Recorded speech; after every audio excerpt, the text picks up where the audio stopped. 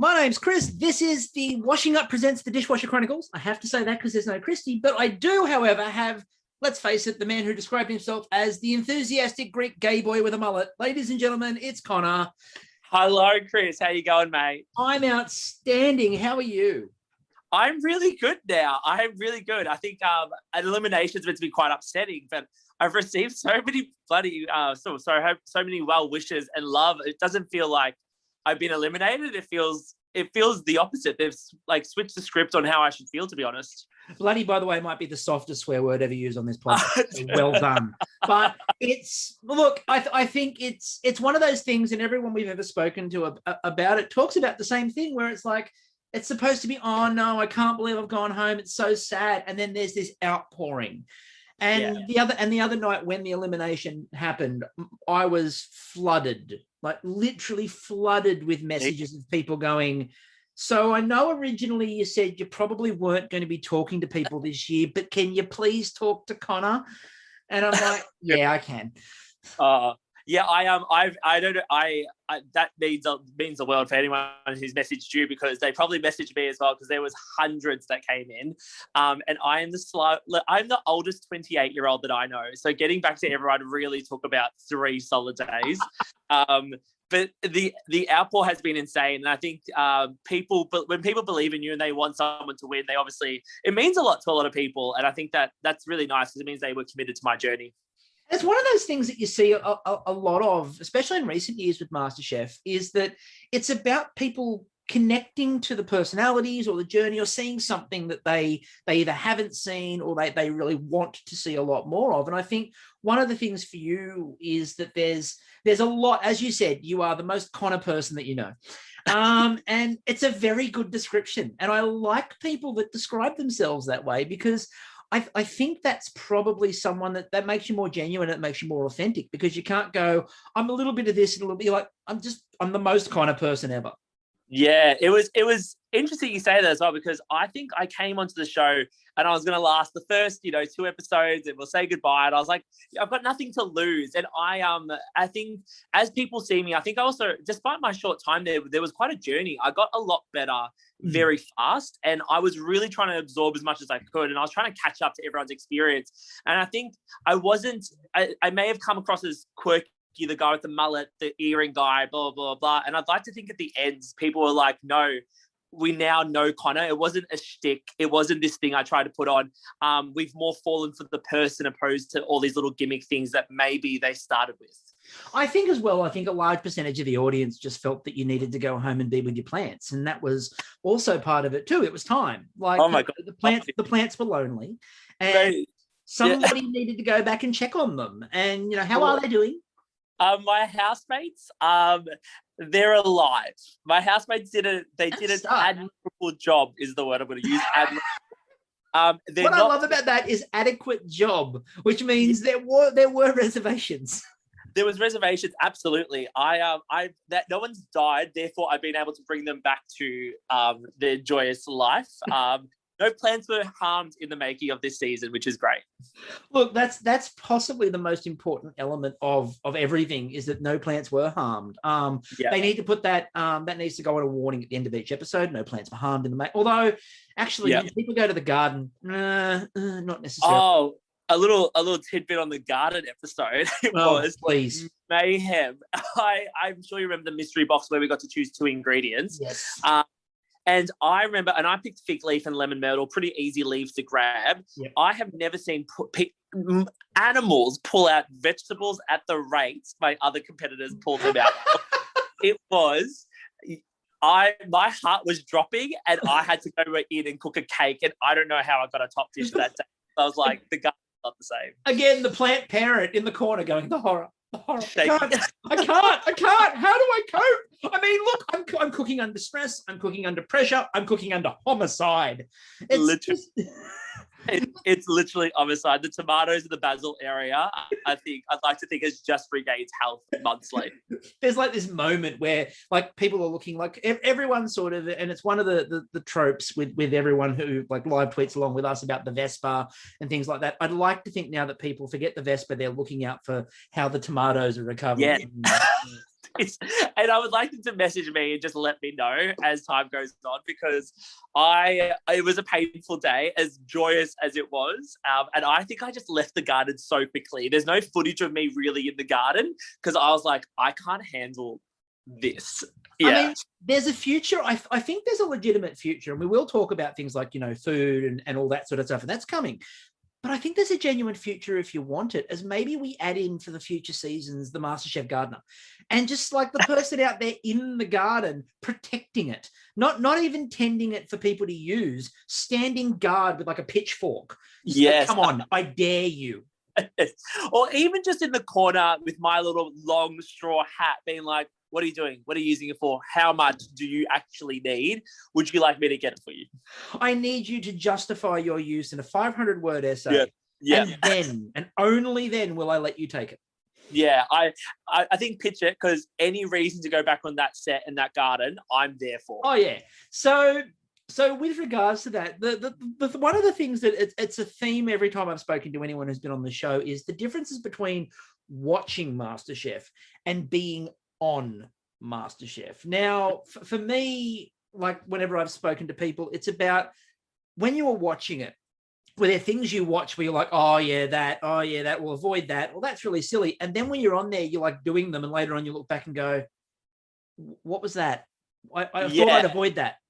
Yeah, in terms of watching previous seasons and going, oh, I can do that. Yeah, it's really funny. I never watched MasterChef until I got through the first rounds. Yep. So I did a hardcore like rewatch of. Well, that's a watch and a half.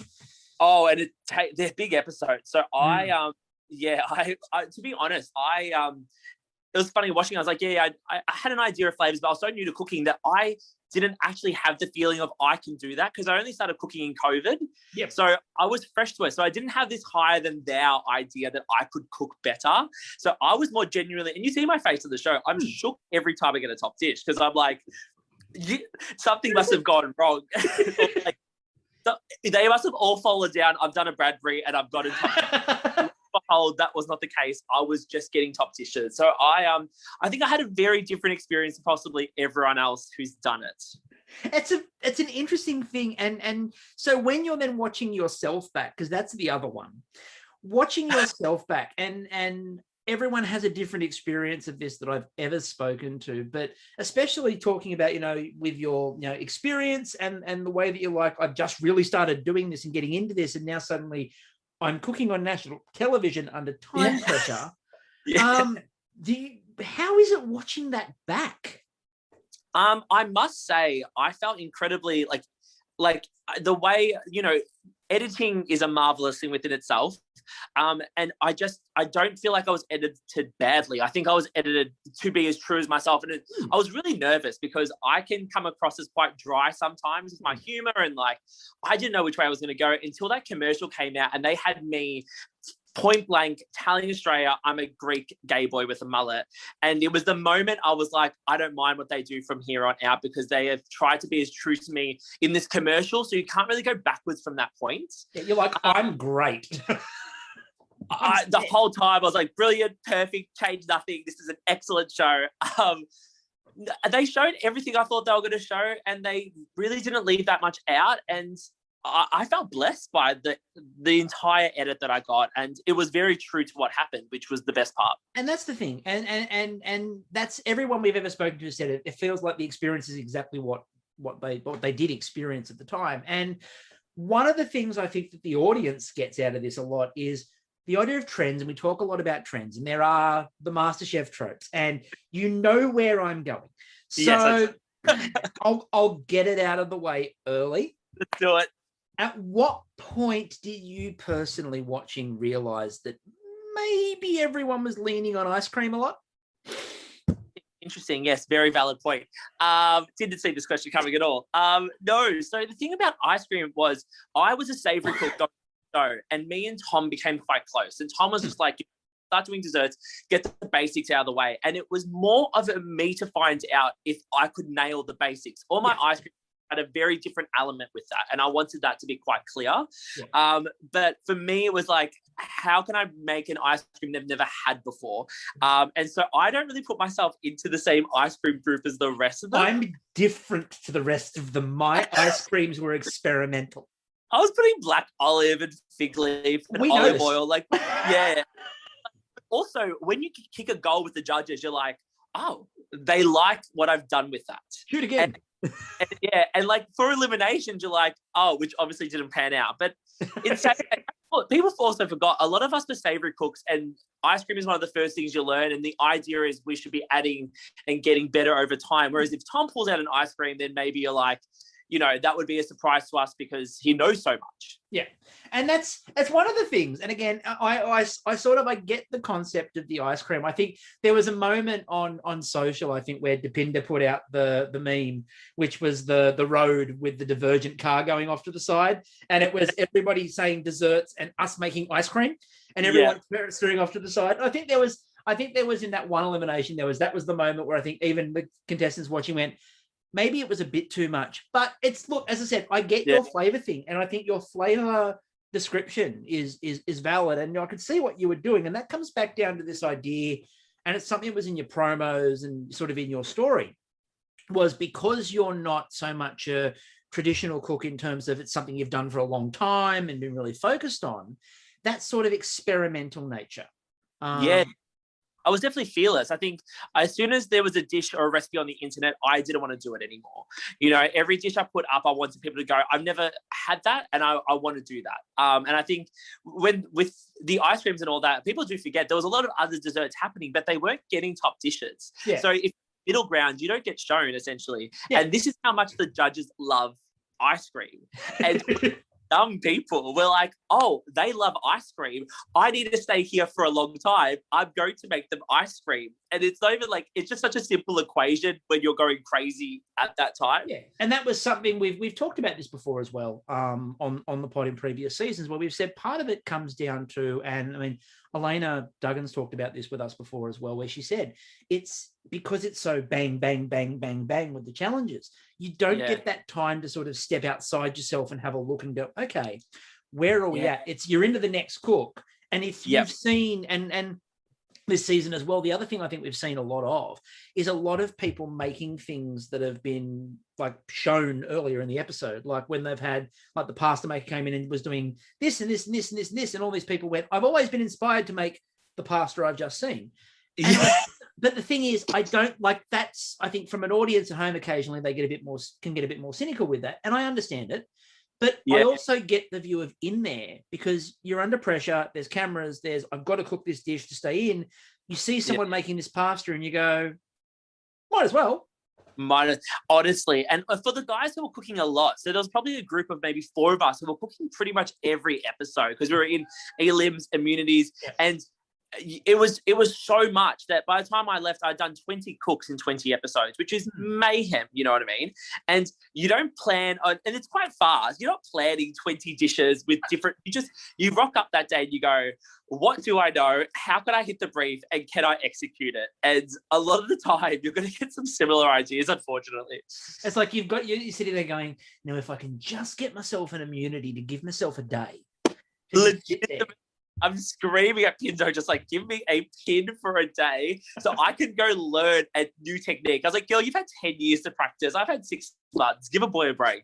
Yeah, look, I need something. Give me anything, please. Like 5 minutes. Like, can we swap dishes for a minute? Like, well, yes, I've made an amazing curry.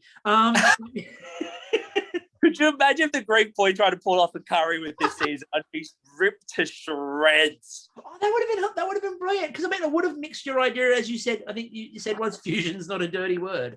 And no, it's a Greek curry. I mean, I think there are options. I am actually currently working on one with the help of a couple of other people. So it's in the pipes because I've never seen it and I don't think the world needs to see it, but why not? I mean, I don't necessarily believe the world needs to see it either. But on the contrary, I also think the world really needs to see it. So it's one of those things where do we require it? No, we don't. Nope. But for the sake of mankind, someone needs to. I think my fans and the people who follow me expect me to do stupid shit with food, and that is completely in that ballpark. So let's disappoint the fans. I think they do too, and also I'll make mention of it briefly. Somebody might have the other day suggested they were going to streak down the middle of the street if somebody won a challenge, and yes, I think the fans are waiting for that one too. But we'll leave that out of dry. Actually, hasn't happened though. Look, I'm pretty sure that there are people who are happy it hasn't, and there are people who are desperate for it too. So it was a mixed bag. I was the funny story about that. I was like I was planning to quit Twitter anyway on the behalf of my friends and family recommending me to do so, and I hadn't trolled the entire season. I thought if I'm going to leave Twitter, I'm going to leave a very lasting tweet, and I left on that one, and I felt great. And I was that is the perfect way to wander away from Twitter. And again, you've got a really strong Instagram game. So, you don't need to have all of them. And Instagram, again, gives you the chance to talk a lot more about your food and a lot more about the stuff you want to be able to show. So, look, that's a smart move. And again, if you're going to go out, it's the light the bridge on fire as you walk out the door. Legitimately, and I will state this. I've been partial to a nude run most of my life. So those who say I haven't streaked down Swan Street, you just haven't seen the photos of it. So. People can just sort of live with that idea and that mental picture. Exactly. So, the idea as well, and you have something that is a natural benefit when people go on to MasterChef. I'm referring, of course, to a yaya. So that is a benefit. Like a nonna or a yaya is a must to go on. How much of a benefit did you find that? What, having culture? Yes. Yeah. George, well, weirdly enough, when I was practicing for MasterChef, I was actually practicing Japanese food. Yep. And so I was actually going down a more Southeast Asian route. I obviously got there, and I think what happened was the judges, I brought my spanakopita, which was fusion, into them, and they just kind of they lightly suggested maybe stick to what you know in your heart. And it was the best advice I was given the whole time. So when I went to that second chance cook, it wasn't even on purpose to mention my yaya, but I just saw the eggs and lemon, and you naturally just speak about what hits you. And people have to remember, we say so much stuff that they only use a portion. And me and my yaya are very close, and I'm lucky for that, but she doesn't let me cook or touch her food. She hasn't taught me anything, because yayas don't do that. You don't allow to touch the food. So for me, I was going off nostalgia of flavors that she taught me, but she hasn't had an intrinsically important role in my cooking.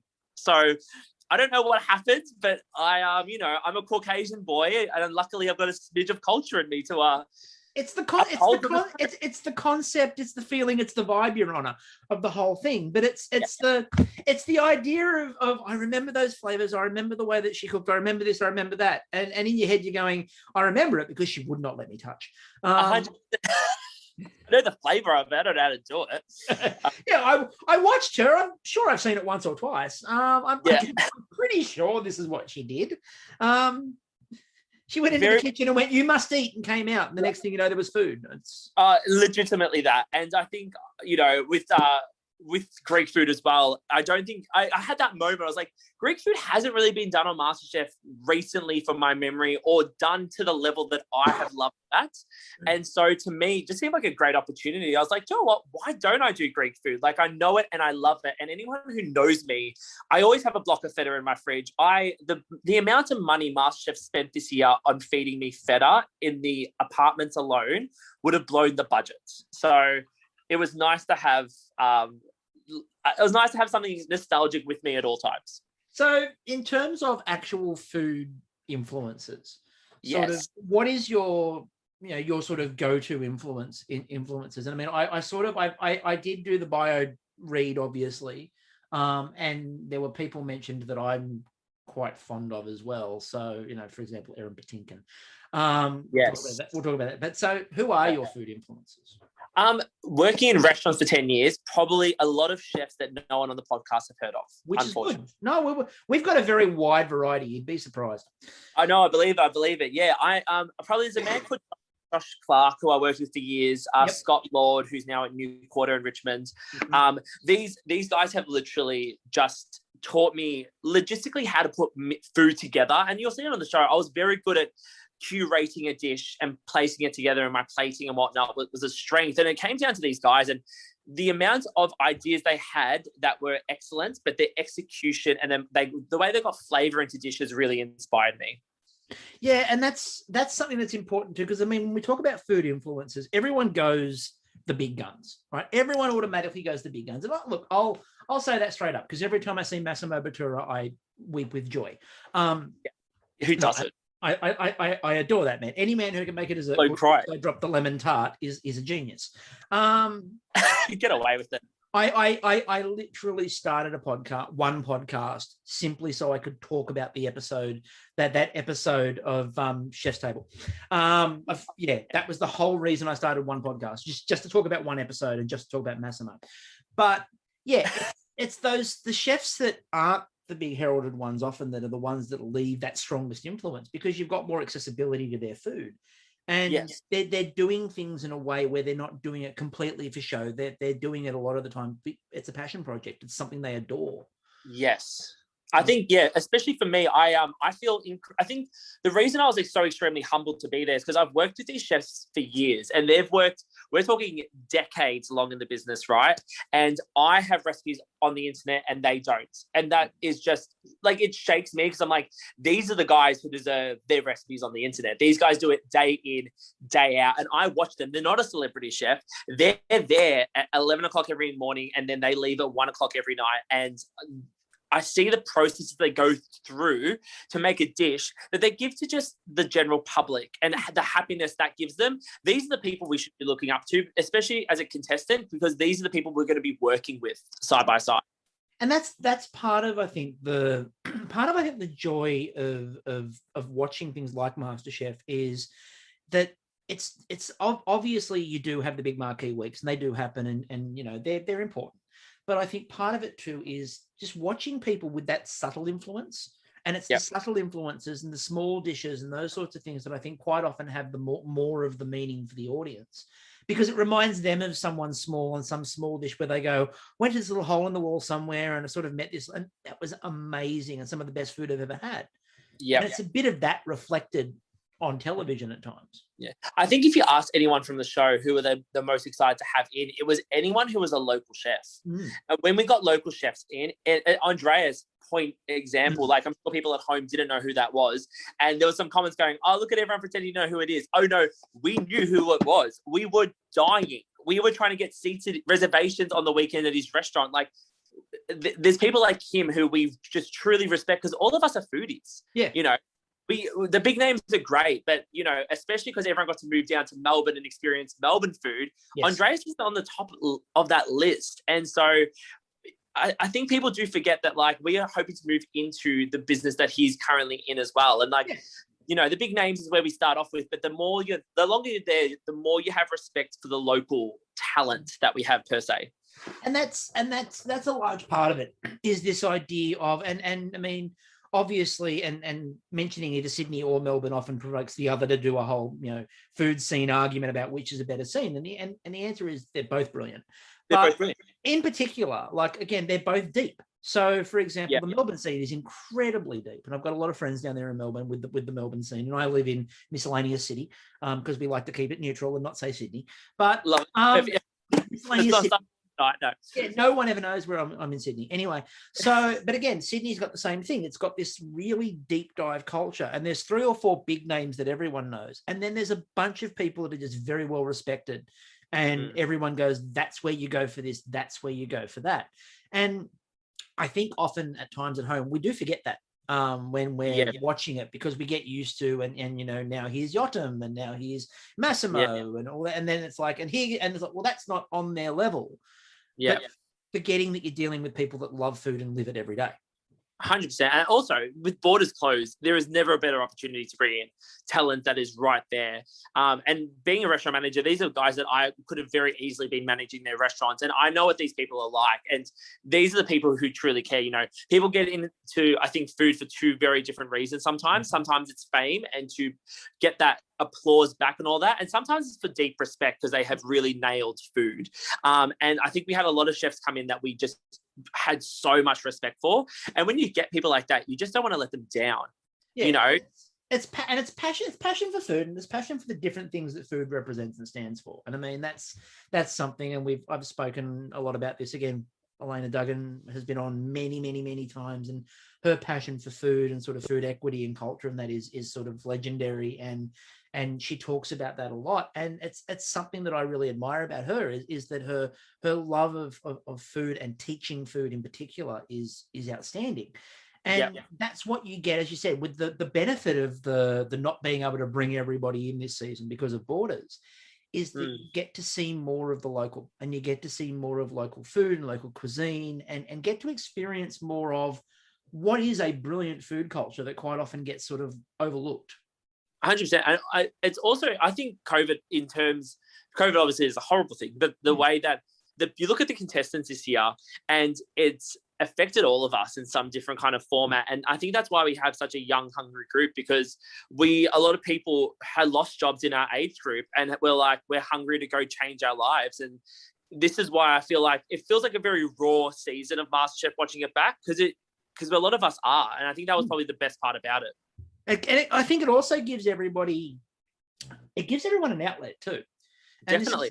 This is something that I think it's taken a bit for everyone, especially since it started airing, obviously, after most of the heavy lockdowns have ended and things feel a little bit more normal outside. And again, we also do things like Canadian Bake Off, and we're talking to people in Canada who can't believe the situation we're in, because like in Toronto, they're in serious stage 3 lockdown and couldn't go outside basically. And, we're basically open and normal, as normal as you can be in this situation. But I think because it started showing then, everyone sort of had to put themselves back into the headspace of lockdowns, haven't been able to go out anywhere, haven't been able to do anything. And that's sort of the food outlet, which is where we're seeing a lot of this come from as well. And I think it's an important outlet. Yeah, I think people forget, like, we obviously filmed this before. I think everyone's well aware of that. Yeah. And I pretty much went from a Melbourne lockdown into a MasterChef lockdown. And so even to me, by the time I got eliminated, it was the first pint of beer I've had in a bar for like 6 months, like properly, you know what I mean? So it was one of those like times, it's like, I look back now and I think, God, it's mental that you even had the capacity to go on MasterChef after being in your room for that long. And now, the world was just changing so quickly whilst we were in there. We were going from like stage 5 to 4 to 3, whilst we were in there, and we're changing every day and obviously trying to do the right things. And you can kind of tell on TV, but they've done a great job at kind of, except for the elbows, which no one enjoys. We didn't enjoy it. They're awkward. Elbows are awkward, and we know that. I mean, it's really funny how the elbows feel unusual, and they're not. But they weren't. That's the thing. They were not unusual, and everyone watching going, "Oh, that's right. That was a thing." Well, yeah, and like it's funny. You'll see on obviously Monday's episode, I go and the one that passed in the pass challenge. I run the Bean to hug her, and we're both so awkward because we're looking around to see if they're catching us hugging each other, and we're like, oh, same thing. To give you a bit of warmth on that, the same thing happened the grand final of the Great Canadian Baking Show. They couldn't touch, they couldn't high five, they couldn't do anything, and they announced the winner, and they all went in for a hug, and I went, they must have all been in lockdown. And I got messages from all the bakers going, no, we just hugged, we just decided we had enough. So, you can see the cusp where it's like, Joe, I'm around you all day. We just literally fed each other entree, main, dessert. I'm hugging you. It's like, that's it. Now, we'll talk about influences. I mentioned it before. Erin Patinkin, discuss. I absolutely love, especially since she started up Seymour Meats and the sausages and all that sort of stuff. So Erin Patinkin is outstanding, and a good food model. The photos are nice. Anyone. I think when it comes to influencers, I really try to look out for someone who enjoys produce. Yes. And knows how to highlight an ingredient without doing much. And I think that is really a basis for a lot of European food and what I'm interested in.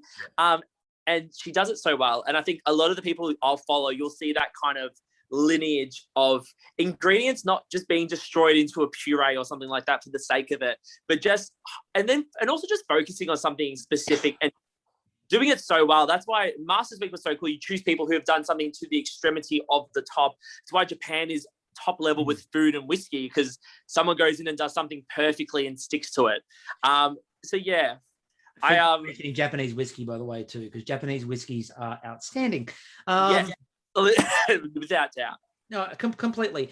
And I mean, that's one of the reasons why, and again, I mentioned him before, but Massimo, and one of the reasons I love Massimo is there's a man who picked a single ingredient and just went, I'm going to make this a star. Yeah.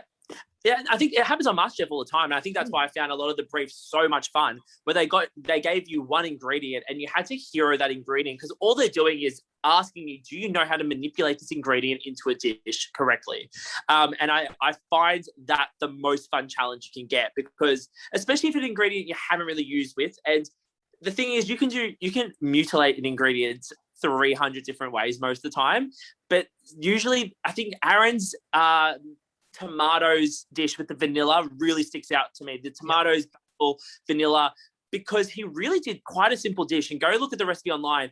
It's an extremely thought out dish, but he's just used tomatoes, really. And it's so beautiful. And that was one of the things I was going to ask you in terms of, like, for when looking around and looking at other dishes, what were there other dishes in there where you went, they nailed that?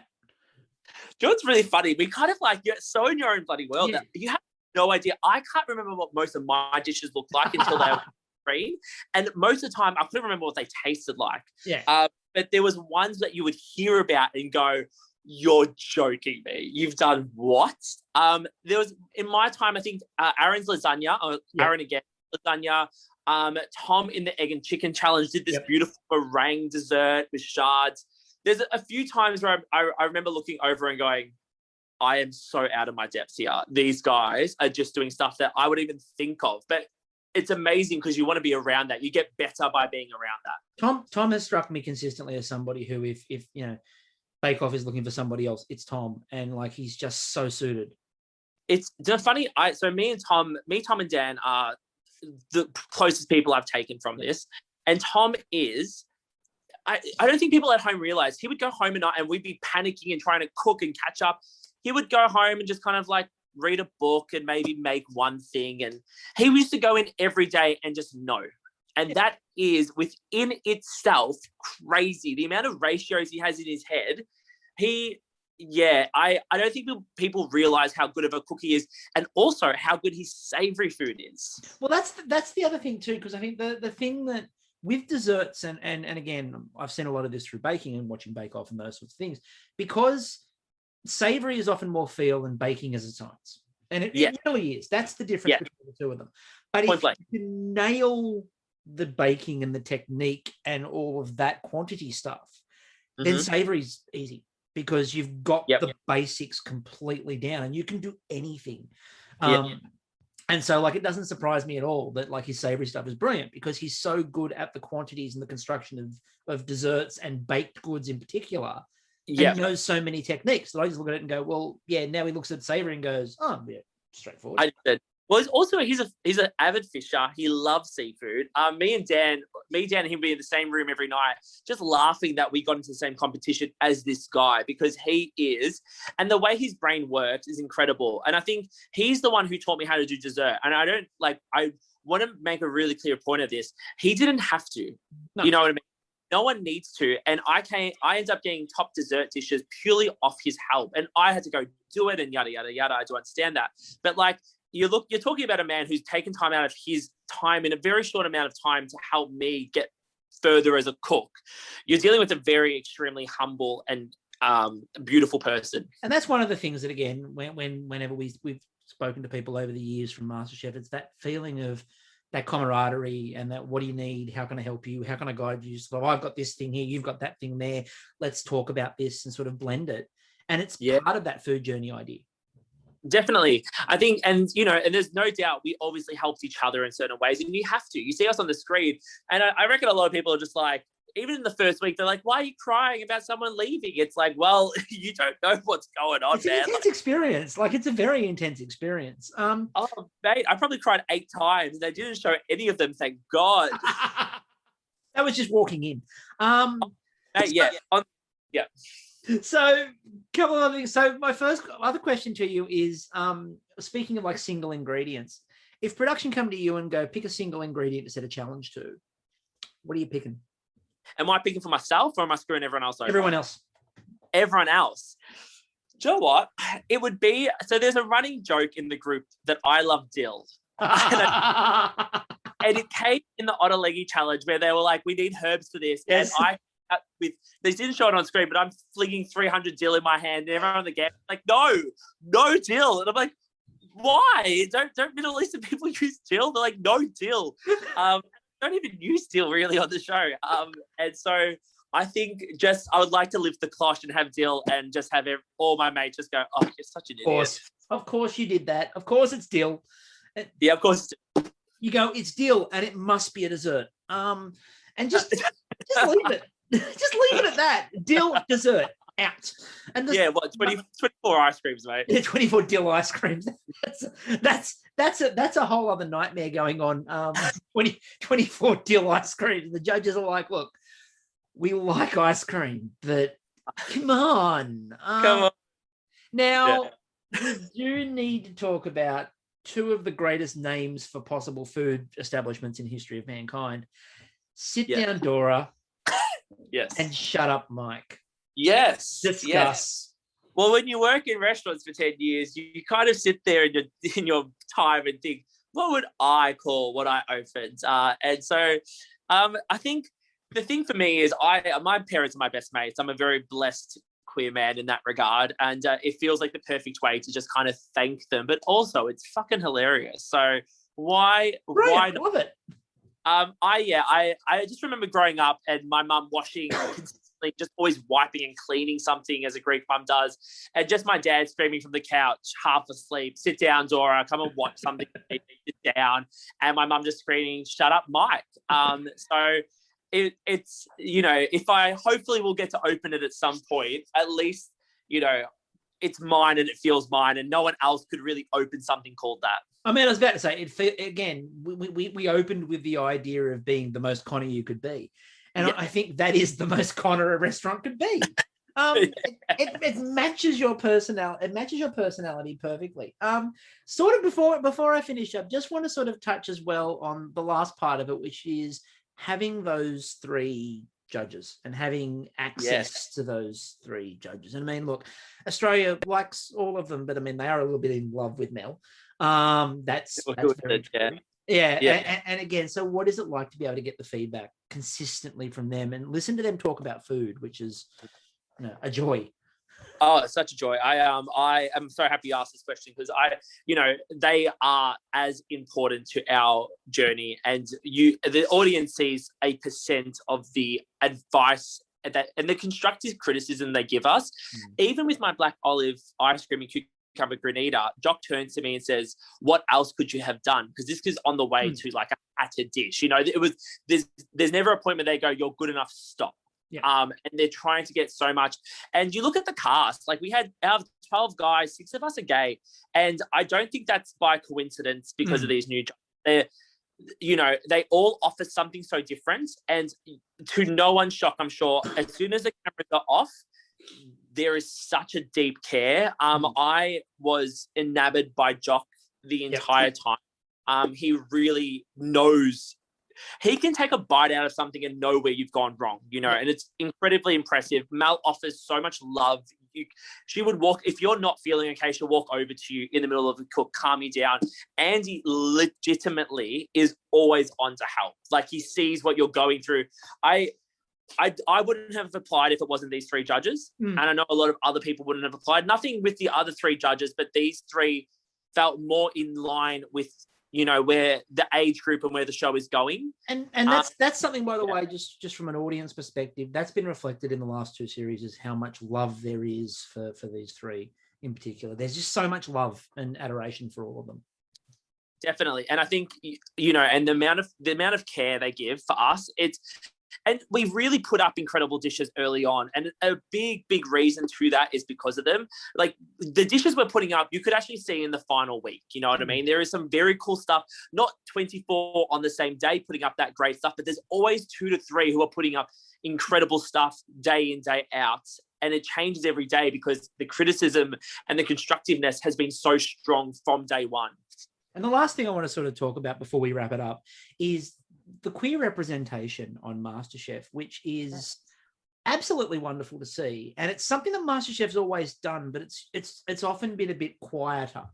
And I like the fact that in the last couple of years in particular, it's just been very much open out there and embracing for an audience. And I think that's been something that I know I've had a lot of feedback from people talking about, loving the fact that it's acknowledging how queer it is and how wonderful that is. Yeah, I think people also need to understand, production has never been against it. I think the contestants themselves have come in nervous about it. Yeah, it's more about society and more about people feeling more open. 100%. And so I remember when I was going on, I walked in, hadn't even met the judges and was screaming I was gay. And it's something I look back now and I feel really proud about because, you know, there was a lot of gay contestants there, but a lot of them opened up over time. Yeah. And I didn't know how long I was going to be there. And I was like, no, we need to make sure that people know that there is queer people on this show. Queer people cook. If you look at restaurants, they're run generally by straight men. And that is still the case to this day. So are kitchens. And I wanted to know, queer people cook. I still can't think of a gay restaurant manager in Melbourne, or not an open gay restaurant manager. That needs to change, you know, gay restaurant owner, sorry. It's got to be that representation, that visual sort of image of that, so you can visualize it. Yeah, you see it, you can become it. And, you know, it's not for me. I don't scream out, I'm gay for me. I already know it. It's for hopefully a little 8-year-old queer, Greek boy at home, or any queer boy at home that looks at it and goes, oh, he's screaming it during a commercial. It's so okay. It's celebrated. And then hopefully he does something with his life, because I like who I am. It doesn't matter to me. It matters to the next generation. Exactly. And I think I said it's something that MasterChef has done well traditionally, and more and more as the seasons have gone on, it's been a lot more open. And that's, again, not because the show was repressing it, but because just people feel more comfortable in the environment. And I think that speaks to the environment of the show too. So thank you so much for coming on. It has been an absolute joy and delight to have you on. Anything you would like to plug, promote, go crazy? This is your time.